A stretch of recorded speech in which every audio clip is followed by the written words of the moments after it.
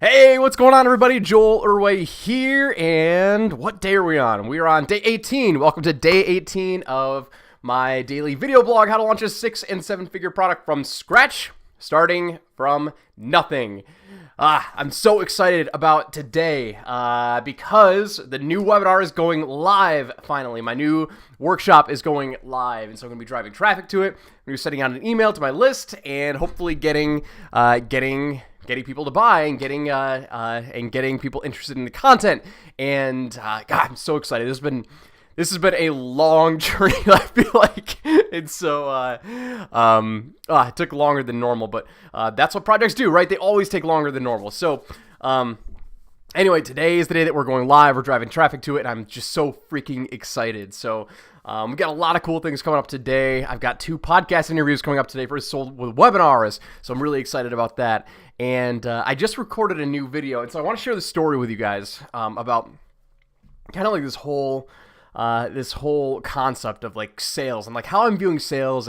And when I got this big shift like 4 or 5 years ago, I quadrupled my sales at my previous job when I was selling engineering equipment, right? So I learned this concept.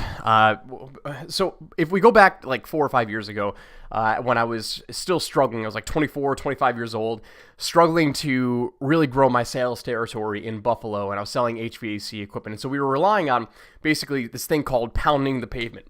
So when I joined this sales team, I had no sales experience, right? Which is, it's a blessing and a curse, right? Because I don't know failure. So I go in to this new experience, I'm completely blind. I have no experience. So I can morph my habits however I see fit. And so my boss at the time was like, Joel, you need to go make calls and make calls and make calls and make calls and make calls. And so like the more calls you make, the more sales will happen. And that's true. Like that will happen, but it's very ineffective. And so like to start, I needed to get my face out there. So I was making all these calls and I was calling up my clients saying, hey, what projects are you working on? How can I help? Like that's how my call would go. I would buzz them. They would not know that I'm calling, and I'd say, "Hey, what are you guys working on? How can I help?" And so, every once in a while, I'd get a response. They'd be like, "Hey, I got this thing. Hey, send me a quote on it." Right? It was very ineffective. And so, when in this territory, I only had a small, finite number of customers, like 20 or 30 customers that I could call. So I'm like constantly making the rounds, right? And I'm calling them up and calling them up and calling them up, and eventually I get some sales. But I was kind of capped at like $500,000 per year, and I was just getting burned out. I was working 12-hour days, and I remember going into my boss's office, and I'm like, "Listen, man, like I'm getting burned out. Like how can I make this better? Like how can I do more?" And his response, like, "You just need to keep making more calls." I'm like in the back of my head, like I'm working 12-hour days. I'm working 60 hours a week. Like I can't physically make any more calls. And this was, and I think about this like it was almost like I was a telemarketer, right? I was sitting down, like think about it when you sit down at dinner with your family, right? And you get a call from a number that you don't know. You look at your cell phone, and it's an 800 number. It's a number that you don't recognize, and you pick up the phone, and this guy he's trying to sell you something that you were never interested in. You didn't ask him to call you, and you just get annoyed by these calls, right? Well, there's a very low likelihood of them making the sale. It all depends on what that salesman says on the other end of the line. But, as we all know, there's a very, very, very low likelihood of a sale ever happening on that call. And so I felt like that's what I was doing in my previous job was, I was cold calling, and I was just bugging these people because they didn't expect my call. I'm like, Joel's calling again, right? I felt that on the other end of the line. So I'm like, well, what if I just send them some information about my products, and I'll send it to them in an email, and I'll say, hey, listen, here's something that I learned the other day. That would make it, this might be useful for you guys, right? So I put together this very, very small newsletter, and I had no real intention with it. Like I'm like, okay, I'm just gonna talk about our products. I'm gonna say, here's some great stuff that I learned the other day. I think you'll find it useful.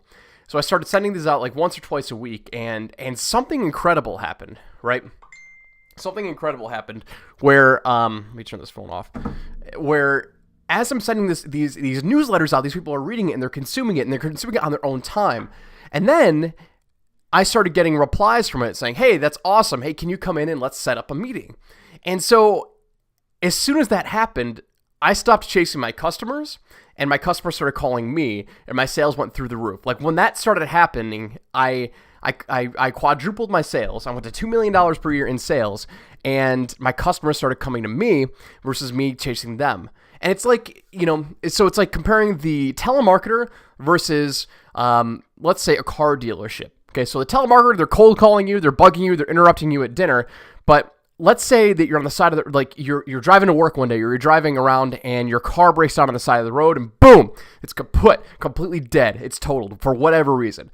Well, you still need that car every single day. And so you remember hearing all these ads for dealerships on the radio and on TV and across your news feed, right? So what do? Well, you're now on the market for a car, so you walk onto these dealerships where you know there are cars that you want to look at. And versus a telemarketer calling you, you're going to the dealership now and you're talking to a salesperson who's just there to answer your questions. Like, you have a need for a car, you go to where the cars are, and you know from the advertising, like, this is where I want to go. And so by the end of that conversation with your salesperson at the dealership, you're walking out with a $20,000, $30,000, $40,000, $50,000 car, whatever it is, and that salesman, he's not cold calling you, right? He's there he's receiving the lead. He's there to receive you and help you answer any questions. And that's exactly what was happening when I was sending out those emails with all the content. And I was just saying, hey, here's a newsletter.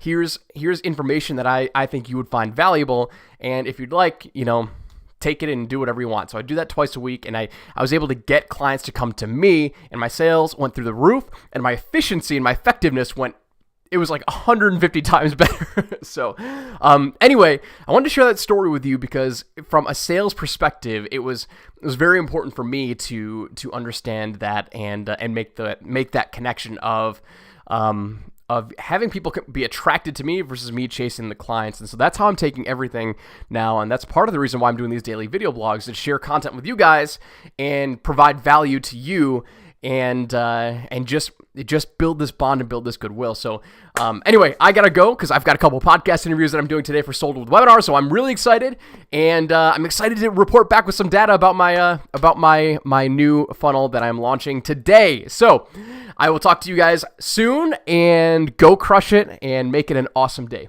Take care.